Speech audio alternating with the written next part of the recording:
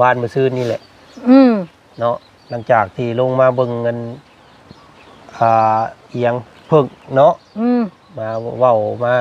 ว่าบ่มาใกล้มาทัดลูกเต้าแท้ว่ะเมื่อนอนพันเห็นแล้วพันเห็นแล้วอยู่เถียงเก่าตะกี้เถียงกันเฮาอยู่นี่ตะกี้น่ะเถียงแต่เฮาปลูกอยู่แต่ข้าตะกี้น่ะแต่มีต้นมะพร้าวอันของไอ้หอมเพิ่นน่ะแล้วเพิ่นกลุ่มติดรถไถผู้เดียวเพิ่นอยู่ยังเห็นรถได้พันลุงจงมาพอมัดพันคักนี่ลุงจงน่ะทำกันคักนี่นี่เพิ่นนั่งนี่บนเพลยางพลึงน่ะแล้วบ่ได้เข้ามาแล้วบ่ได้พามพลึงแล้วถามนั่นแล้วว่าเจ้าถามแล้วแบบไรถามไปชี้ก่อนรถแล้วเราว่าเจ้าจ้างกี่โมลูกเจ้าเสียเงินเราว่านี่เขาถามนั่นเราว่าจักยูเจ้าจ้างน้ำไผ่มูน้ำคุกก็ได้โบกเราว่าลูกเจ้าเสียเงินหลายเจ้าจ้างกินของยูของกินให้เลยแบบนี้นะมูพระเฮ็ดนั่นแหละมื้อนี้ก็มีทางพ่อกับแม่ใจดีพี่น้องจากช่องเบาตูนเนาะวาเป็น2 ล้านเด้อแม่เด้ออ้าวนี่แหละครับไว้เนาะเอาไว้เฮ็ดบุญทำทานนำเราพี่น้องเนาะพ่อใจดีแม่ใจดีอยู่เมืองประเทศ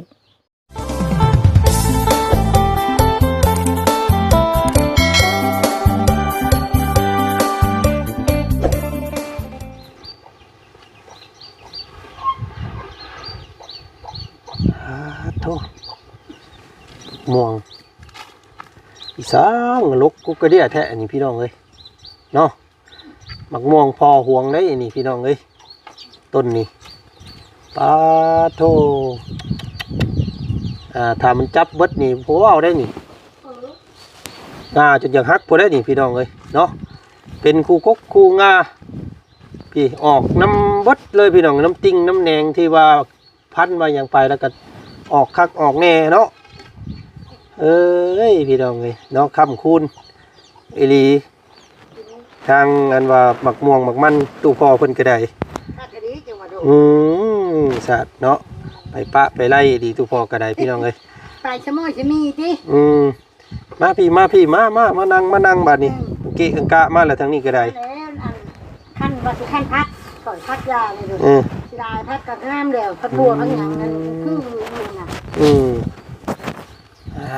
เนาะ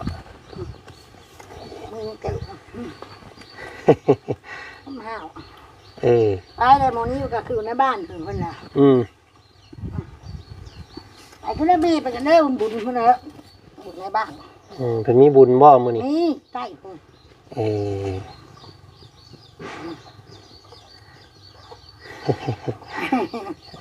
นางยังมองเก่าพี่น้องห่มเบิดมืออยู่นี่เนาะเท่าคำเอาซื่อพี่น้องเลยเนาะก็ถือว่าห่มม่วงได้ทั้งกินหมากได้ทั้งส้นห่มส้นเงานี่แหละเพิ่นว่าพี่น้องเลยเนาะให้ฉันพุ่นสบายดีป้าลุงเพิ่นก่อนสบายดี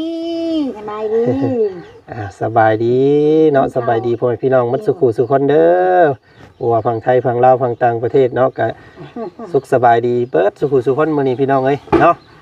ลงมาหาตู้แม่คือเก่ากะปิกะปะอยู่ทั้งเฮือนผู้เมื่อกี้นี่พี่น้องเอ้ยเพิ่นเฮ็ดไปสั่งกินแกงผักขี้เหล็กแกงผักขี้เหล็กต้มผักขี้เหล็กไว้เลยสุดต้มผักขี้เหล็กน่ะเข้ามื้อดินบ้านมื้อน่ะบัดออกมาโดดยินน้ำเดียวแกงคม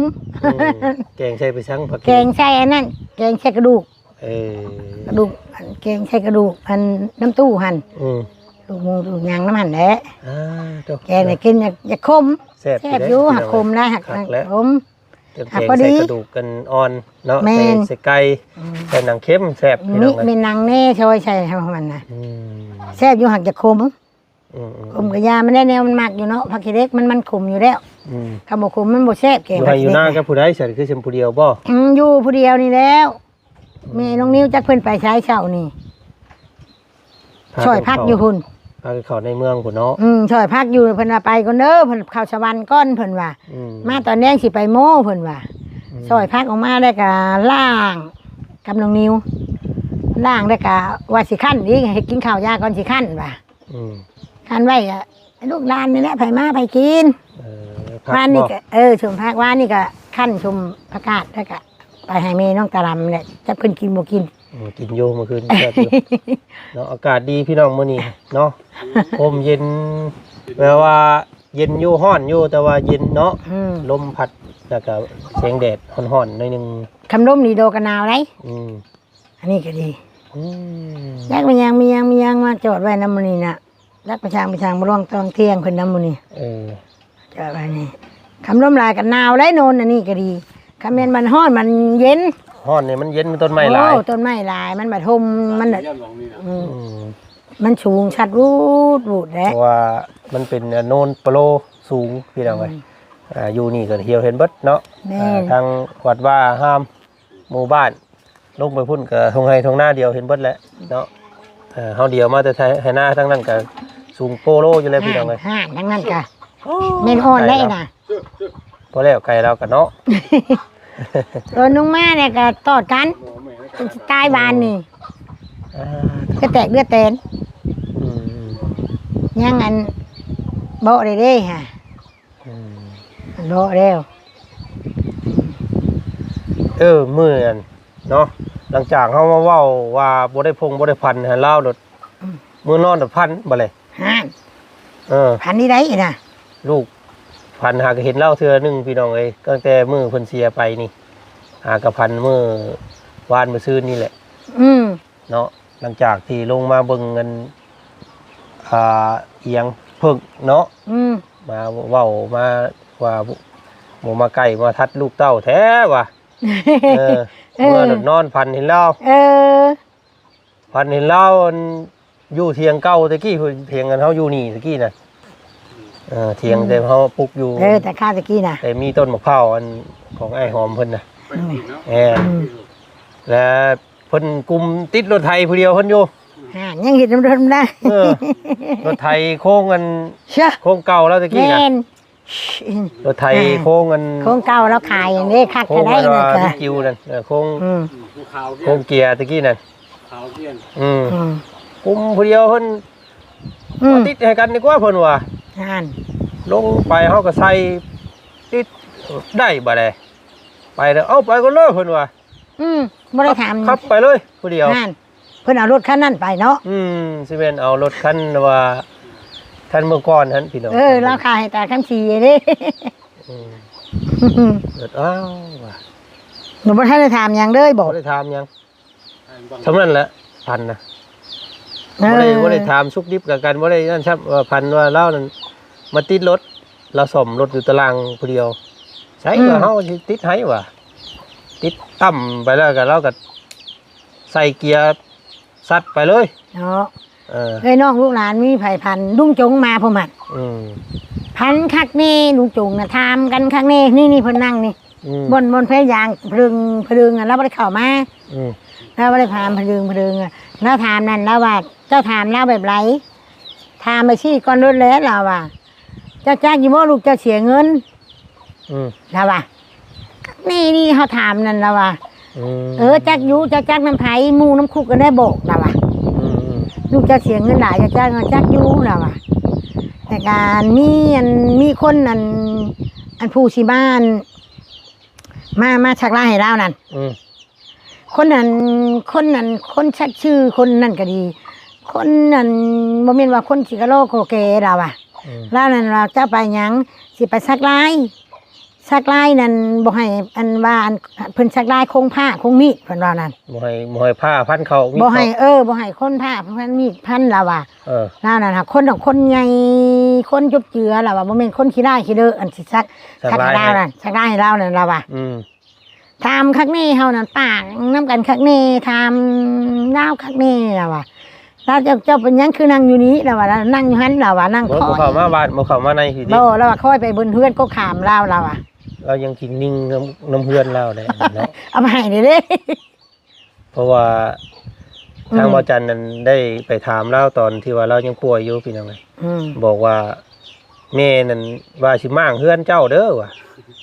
เราว่าจะไปมั่งของกันได้เราว่ะกันยังสิเมื่อเบิ่งเมื่ออยู่โยเราว่ะมีแต่รักษาให้กันเด้อเราว่านะเราบ่ได้ให้มาก นี่บ่พากันมากอยู่ว่าเรา มากเลยหรือมานั่งน่ะค่อย นั่งคอยเบิ่งเฮือน นั่งค่อยมึงเฮือนอยู่น่ะว่ะเลยถามเราว่าแล้วถามเราแล้วว่า อ่ะ เจ้าก็บ่ได้จ้อยได้ผมได้เราว่าแล้วนุ่งเสื้องามได้เราว่านุ่งชงเสื้อจุบเจือเราว่าบ่ได้มีชงเสื้อขาดขีดเราว่าเราก็นุ่งชงเสื้อข้างนี้เราว่าถามเราถามแล้วนั่นเราว่าบัดพ่อเขาน่ะบ่เพชรพันธุ์เห็นนังเทื่อก็เห็นดาวนอนอยู่น้ำเตียงน้ำหยังนั่นบ่ปากนั่นเราว่าพ่อเรานั่นเราว่าอันนี้ลุงนี่ถามคักแน่ดีโดเราว่าลุงจักอยู่บ่อันลูกเจ้าอันเสียเงินนั่นหลายนั่นจักอยู่ล่ะจักน้ำไผจักอยู่หมู่น้ำคุกล่ะว่าแล้วว่าแล้วเรา มีแต่สำนั้นแล้วเราพันกันเนาะ เราพันนั้นทำนั่นล่ะว่า แต่ว่าอาจารย์วัดพันวัดครั้งแรกพี่น้องหากับพันเห็นแล้วมือแรกมือเดียวนี่แหละตั้งแต่มือเพิ่นเสียไปก็เกือบ8มื้อเกือบ10มื้อเลยเด้เนาะที่เราเสียไปนี่มันอาทิตย์ปลายแล้วเพราะว่าครบรอบวันอาทิตย์ที่ว่าจันทร์วันจันทร์ที่ว่าจันทร์เอาไปเอารถนี้ครบอาทิตย์นึงพอดีแล้วก็วันจันทร์วันค้านวันพุธพฤหัส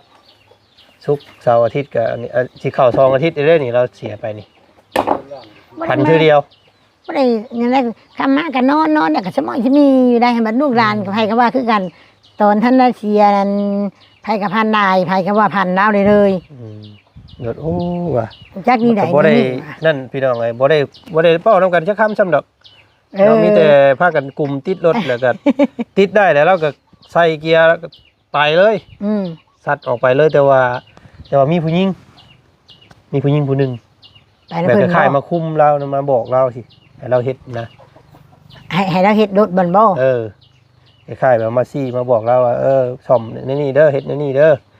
แล้วมายืนคุมเราอยู่ผู้หญิงบ้านอันลุงจงว่าน่ะผู้ชายอันนั้นสิมาอันดาว่าอันสิมาสักลายนั่นสิมาสักลายให้เรานั่นดาว่าคนจบเจือได้เราว่าคนใหญ่คนเป็นดาเป็นได้เราก็สอนความพันให้ตู้เมย์เพิ่นพังเนาะเป็นครั้งแรกที่ว่าจันพันเห็นเราตั้งแต่เพิ่นเสียไปก็สิแม่นเราคันนิ่งน้ำรถน้ำล่างน้ำเฮือนน้ำหยังอยู่บ่เนาะเยอะพี่น้องไงมาติดแล้วก็เราอยู่น้ำนี่เนาะรถล่างน้ำนี่ของเราเบิดพี่น้องไงปักไม่ต่อของยังอันนี้นะมื้อนี้นี่แม่นบ่แหละโจมมาใช้บ่ได้อยู่ซื่อบ่ได้อยู่ซื่อเรื่องอยู่ชื่อนี้บ่ได้อยู่ซื่อโอ้ว่าเนาะไปคือพุ่นก็เป็นสร้างเฮ็ดรถเฮ็ดล่างขับรถขับล่างให้เพิ่นบ่ว่าย่านแม่นแหละเพิ่นมายืนเพิ่นก็ยังมายืนคุมยืนหยังคือเก่านะเนาะยังเป็นลูกน้องเพิ่นอยู่บ่นะพี่น้องเอ้ยจังว่าเอ้าเนาะมีแต่นี่แหละพี่น้องก็นับมื้อจันจ้อเข้ามาเนาะมื้อสิเฮ็ดพาข้าวพาน้ำเฮ็ดบุญแจกให้เพิ่นพี่น้องเอ้ยเนาะก็วันที่28 10ค่ำออกใหม่10ค่ำเนาะออกใหม่10ค่ำเดือน3ออกใหม่10ค่ำเดือน3หลังจากดินบุญเดือน3แล้วแม่นออกใหม่3ค่ำแล้วก็4 5 6 7 8 9 10เนาะเจ้าไข่เข้ากันใกล้แหล้ยุ่งแหล้เจ้าจ่อได้นี่พี่น้องจ่อแหล้สิไปเหนือบ่มื้อนี้แม่นลูกก็ว่าสิไปเล่นเวียกเล่นงานนี่แหล้วยันว่ามันใกล้บุญใกล้ศีลเนี่ยยันว่ามันยากบ่ได้นะกลับลงมาแล้วก็สิหาแหล้เฮ้ยชัดชิงมีหยังการมีหยังฮักหากองบุญกองทานน่ะก็พักกันเว้ากันต้มกระตาบแล้วเฮ็ดก็ต้มตากแล้วลูกก็คิดว่าอยากคำว่ามีเงินมีคำเนาะคำว่าพอนั้นได้แน่ก็อยากเฮ็ดบุญแจกอันแจกของกินให้คนมื้อเพิ่นมารวมกันนะเพิ่นมาโฮมตอนเที่ยงนั่นนะเอาย่ออันน้ำหวานบ่หรือว่ามีข้าวจี้ใส่นุ่มใส่หยังนะให้เผยมากับยายเพิ่นนะมีนั่นพ่อบ่อยากเฮ็ดแบบนั้นอยากเฮ็ดว่าอยากเฮ็ดถ้ามีเงินนะน้ำหวานคือเฮาตอนแจกกันน้ำหวานคือเฮาแจกให้มีตู้ทวดนั่นแม่นเอาน้ำหวานย่อใส่ถ้วยใส่จอกเลยให้เพิ่นมาผู้ใดเพิ่นมาผู้ใดมาทานนำนะคะรวมแม่นไผมาเนี่ยมันย่อเบิดคิดว่าไปพี่น้องเอ้ยเนาะก็คิดว่าสิเอาน้ำหวานเพราะว่าสิได้ให้กินให้แขกคนได้กินให้อิ่มน้ำสำนานนั่นแหละเนาะให้แบบว่าบ่ให้ระวกด้วยใจนั่นแหละพี่น้องเอ้ยเนาะเพราะว่าเราก็จากไปก็แบบอดหิวพี่น้องเอ้ยเสียไปก็ด้วยความแบบว่าข้าวบ่ได้ตกฮอดท้องประมาณ3 อาทิตย์ได้พี่น้องเอ้ยเราบ่ได้กินข้าวเลย 3อาทิตย์ ไปเยี่ยมมีแต่ว่าบกอันกินอยู่บ่เขาบ่ยาก นักๆเลยนี่3อาทิตย์ จะชิมสุกคนแล้ว มันบ่ลาบ่กินข้าวกินแต่ขนมกินแต่ขนมไม่ชื่อ เดือนแล้วล่ะ นักดีนี่แต่เก่าเราก็กินอยู่แล้วอะ โอ้ แต่ว่า เข้า บ่ ไป กินเลยนี่ตั้งแต่ว่าจันทร์อันนี้แหละ แม่บ่ได้ไป ตั้งแต่ แม่บ่ได้ไป วันจันทร์ดำเนิน ชองทิศนะบ่ได้ไปนะกะ ว่า นั่นไป ง่าย ตลอ ๆ ด นี่ว่าจันทร์กำลังดำเนินที่ประกันเอาเพิ่นออกมาอยู่แล้วก็พาเพิ่นไปกวดอยู่ห้องหมอหลังจากหันมาก็บ่กินหยังนะบาดนี่เหี่ยวเข้ากระตนกระโตแล้วก็บ่ได้เหลืองกระโตนั้นมันสิเป็นซ้ำๆบาดนี่ไปกระท่วงเราอยู่ว่าเอ้าบ่ได้เหลืองเลยเด้ว่ะแต่ว่าบัดเป็นซ้ำเป็นแบบกระต้นอยู่หั่นนะ แต่ว่า กิน เป็นหมอกๆแบบนั้น น้ำหาไม้อย่างโดดไปก็ว่าดีใจแล้วเนาะว่าราสิมาดมีหยังบ่คำลักกินข้าวโตเลยก็สิสุขภาพไปอยู่ อันนี้บ่กินบ่ได้ นักกินบ่ได้ เราเมื่อยน้ำตัวนั่นแหละแต่เบิ่งพี่น้ เรา อง บ่ได้กินข้าวนะ เออ ถ้าว่าได้อยู่น้ำเฮาต้มข้าวต้มน้ำให้กินเฮาน่ะก็หน่วยกินทะเด็กทะหน่อยก็สิยาวไปได้เติมอยู่จักแหล้ว ก็ว่าเพิ่นนั่นแหละพี่น้องก็ถ้าว่าสมมุติเนาะสมมุติว่าเราออกมาทงมาทันอยู่ให้อยู่หน้าลูกเต้าพากินเนาะ แม่ หมู่ น ครูมาดินมาแอนน้ำพากินน่ะนะ สิค่อยไป ก็ อ คือยู่ สิหายอยู่หรอกว่าแหละ ปัญญาของเราก็แม่นว่านักเรียนปานใดนะเฮาไปโจกเบิ่งก็ดี ว่าชาติว่านั่นไทยโดกเราเบิ่งก็ดี แต่ว่ามันก็คือว่าแหละพี่น้องมันสภาพอากาศอยู่ข้างในบ่ว่าจิตใจเนาะความคิดสภาพแวดล้อมอยู่ในหั่นการอยู่พี่น้องเอ้ยการกินอยู่ในหั่นน่ะมันลดผสมประสานกันไปเบิดเนาะ มันแบบว่ามันก็บ่ถูกมันก็บ่คือทางนอกนั่นแหละว่าซั่นซะเราก็เลยเฮ็ดให้เรานั่นมันไปไว้เนาะ แม่น เอาบัดเป็นพยาธิบาดนี้ตัวบัด อืม แฮงอยู่ในภาวะแบบซั่นมันดดแฮงดุมเล่าไว้นะเนาะก็นี่แหละพี่น้องกันมื้อนี้ก็พอดีทางบ่จันทร์มีอันนั้นแม่เอ้ยเนาะ ไก่เนื้อไก่ มีอั ยัง น มา ว่า กินข้าวสารเนื้ออะไรเนื้อไก่ พ่อกับแม่ใจดีเนาะแล้วก็เอื้อยกับม่ายใจดีเพิ่นเพิ่นว่าสิร่วมกินทานน้ำตะกี้พุ่นแหละแต่ว่าบ่ทวงบ่ทันเนาะเพราะว่าเฮาก็เอามาไว้ไปไว้เพิ่นเห็นคลิปน้ำหลังว่าซั่นพี่น้องเอ้ยแล้วเพิ่นก็ว่าโอ้เสียใจน้ำละลายว่าซั่นเนาะเพิ่นก็เลยอยากฝากทำบุญน้ำบาดนี้เนาะเปลี่ยนเป็นกินทานน้ำได้เอาเฮ็ดบุญแจกน้ำ เมนทำบุญแบบนี้นะ ทำบุญ ทำบุญแบบนี้ เฮ็ดอุทิศบุญหรือว่าถวายผ้าข้าวผ้าน้ำ ตอนนั้นน่ะขึ้นลาวขึ้นสวรรค์ขึ้นสวรรค์ชั้นผ้าตอนนี้นะฮะก็ทำบุญทำข้าวทำแจ แจ ก กเนาะ บุญเฮ็ดแจกทำข้าวไปหาเรา ของอยู่ของกินให้เรา กินของอยู่ของกินให้เลยแบบนี้นะหมู่พระเฮ็ด นั่นแหละมื้อนี้ก็มีทางพ่อกับแม่ใจดีพี่น้องจากช่องเบาตูนเนาะเมื่อวานนี่เพิ่นก็เอิ้นชื่ออยู่แต่ว่าจันก็ลืมชื่อทางพ่อกับแม่เพิ่นแล้วพี่น้องเอ้ยเนาะก็เดี๋ยวสิไล่เบิ่งนํ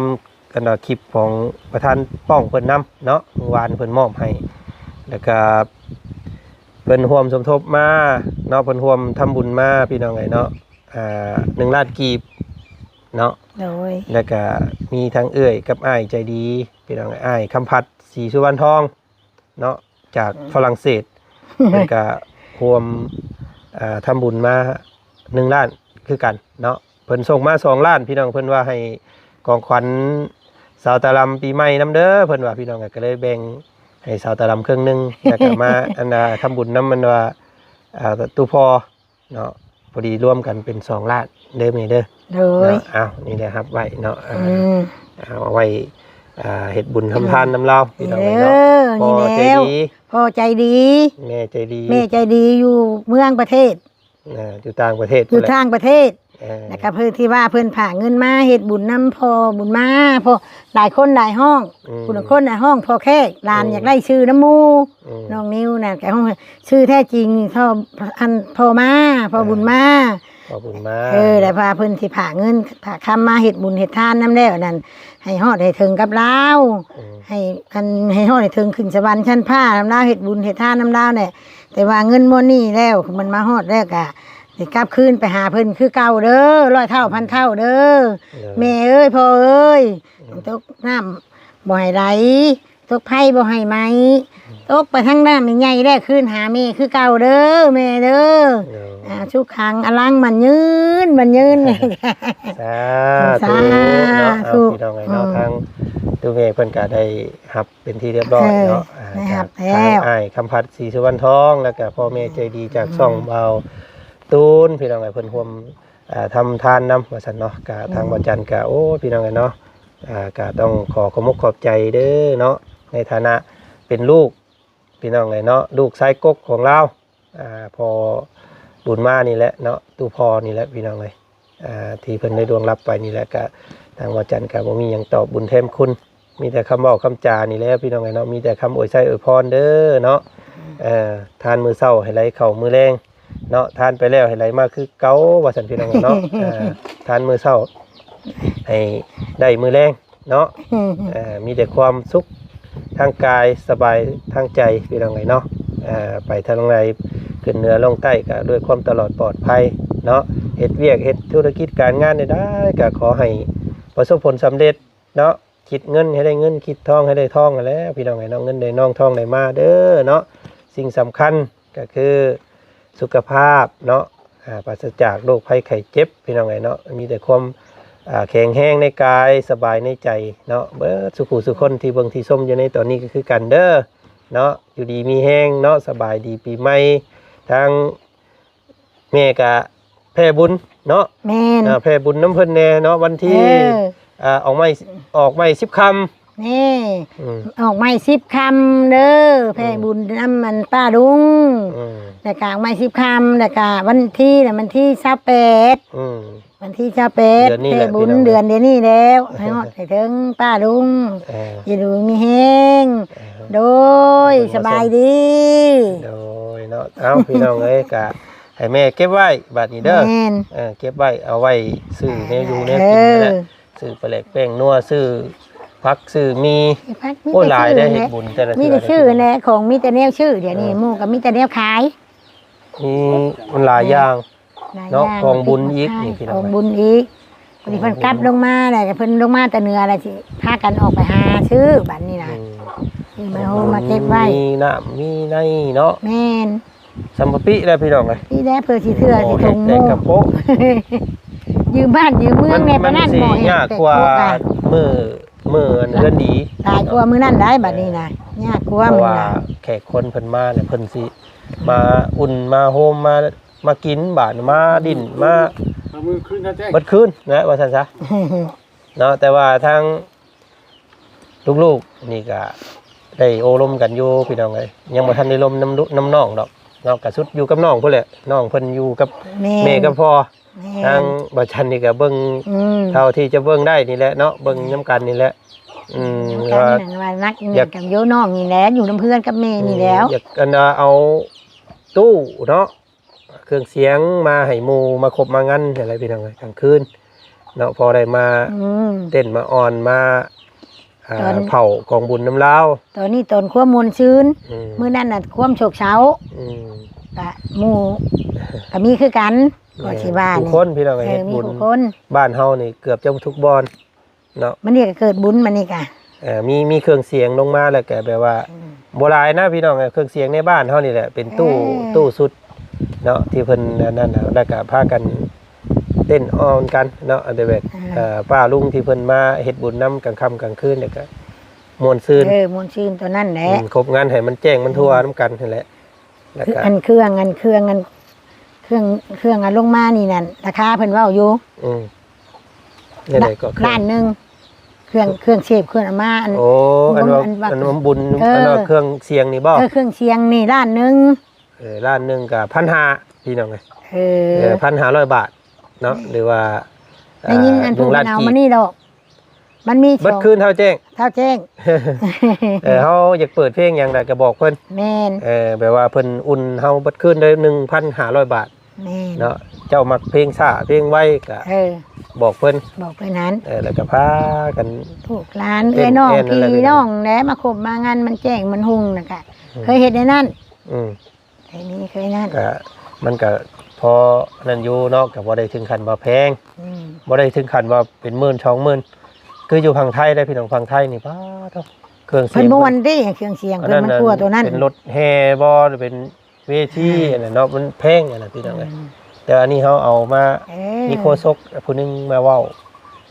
ผู้นั้นผู้นี้ออกมาเต้น เสียบจะไผเฮา 1,500 บาทพี่น้องเอ้ยเบิดคืน เนาะก็เอาเดี๋ยวสิถ่ายที่น้องเบิ่งอีกบัดนี้ ว่ามันสิเป็นแบบใดเนาะตู้เครื่องเสียงนั่นแหละพี่น้องเอ้ยเนาะ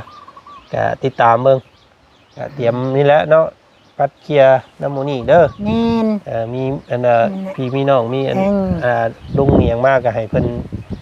ปัดกวดไม่ต้องหอกตามบ่ให้มันหกมันเหี้ยเนี่ย น้องชายก็บอกแล้วคืนนี่มาเด้อว่ามาจัดแจงนำมื้อนี้แล้วว่ากันไว้ท่าพี่ท่าน้องมาพบกันกันน้ำกันนี่แล้วว่าแต่ชาติกองขี้อันนี้ชอบกองแก้วได้ปักโฉบปักลายพอน้องนิ้วเอากองแก้วไปเผาอ้าวช่างเฮ็ดว่ะ เนาะพี่น้องเนาะ มันแตกที่ เอาโอเคสันแม่มีแต่พากันเก็บไว้เด้อเงินเด้อ โอ้ย เอาไว้ดีๆพี่น้องไงเนาะมันตกมันเหี่ย เก็บไว้ได้กะบัดเพิ่นมาก็ให้ผู้เพิ่นน้อยนุ่มมันแหละใช้ของแม่น้องนิ้วนั่นแหละแม่ก็มันอยากเป็นเด้อเด้ อยากจักเงินจักคำปานใด บ่อยาก แต่ จัก เก่า ปานใด ก็เพิ่นบ่ได้เก็บเงินเลยพี่น้อง แม่น มีแต่ไว้ในตู้พอ ตู้พอ เอ่อ จังไดก็เอา ตู้ ลา พอ สิ สิ หัน เป็น ที่ ผู้ นี่ อันเก็บเงิน เป็นเพราะว่าทางแม่นี่เพิ่นลงๆลืมๆมาแล้วเปะกะปะไปงานอยู่เนี่ย ตั้งแต่กับป้าทรงเสือไว้อำกลางเงื่อนกลางหยังได้เราให้เงินเถื่อ10เถื่อเช้ากับป้ากับป้าไปเลยไปตบไปหยังยองมันมุนมันหยังนั่งเถื่อกะของคนดื่มคนบ่ได้ใจปานใดนะมันเรื่อยๆดีๆอยู่บัดนี้ทั้งเต็กบัดนี้ไปข้างหัวเข่ารถยู่ท่านชัยดาเอาท่านแสดงชื่อรถไปเชื่อค่ะบอกเอาชาตัวโมหนึ่งนะไปเอาอันตัวอันหัวมาว่าโมเมนต์แบบนี้ว่าชวดเอง ตอนเล่าอยู่คุกเนี่ยเธอนึงมาตอนเล่าไปป้านี่บัด สมอยเนาะ ย่อว่าสิชัยดูเอาโมเมนต์นี่โมเมนต์ตัวว่าอยากดื่มในนึงเธอเขาขึ้นหันขึ้นนี่เลยดื่มคือไปเดี๋ยวมึงต้องให้ทางหน้าน้ำงัวควายไปบัดดื่มช้าดื่มชะเดิมไปฮะทำเล่นแต่ประดิษฐ์น้ำมู หมู่พาเว้าในนั้น หรือมันมวนมันซื่นไปแน่เนาะ ใครแน่นั่นน่ะมีผู้เดียวมันบัดอยากอันนั้นมันอยากนี้เนี่ยคือได้นอกเดียวไปเดียว มีอยู่หมู่น้ำคูเอาอันนี้ได้สัตว์ มันนี่มีน้องนิ้วแล้วไป เพื่อนห้องบอกยุ่งซอยพักในชวนผู้ออกมาไปโดดมา นี่แต่ลูกสิพากันไปเฮ็ดเวียกก่อนได้เสยเด้อ โดย ทางพุ่นแหละกลับลงมาอีก ที่นอนชักมือชักคืนหนึ่งแต่โบ แล้วยันได้ฮอด2เทื่อขึ้นพุ่น เพื่อสิได้เฮ็ดบุญนี่นะ แม่นอยู่ดอ เพ ก ราะว่าเที่ยวไปเที่ยวมา แม่นแหละ ก็สิไปหากล้วยอ้อยนี่แหละ ใกล้ ใกล้สิฮอดได้จังสิเอาหาแพรกล้วยแพรนั่น ใกล้ น้อง คน ๆทั้ง แห นั้น ละ มาเฮ็ดข้าวต้ม เวลา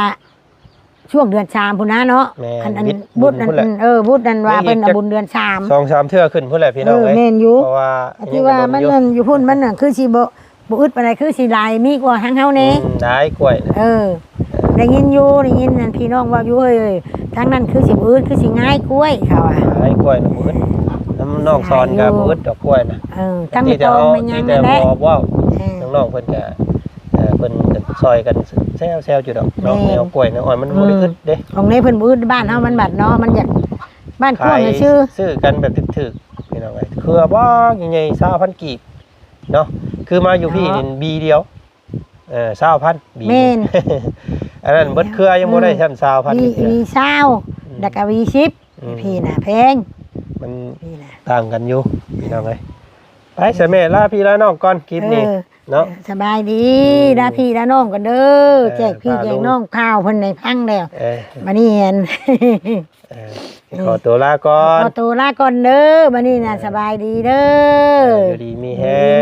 งมันยืนพี่น้อง ดีปีใหม่บ่ทุกผู้ทุกคนทางป้าลุงอยู่พังลาวพังไทยกับบ่ทุกคนเด้อให้อยู่ดีมีแฮง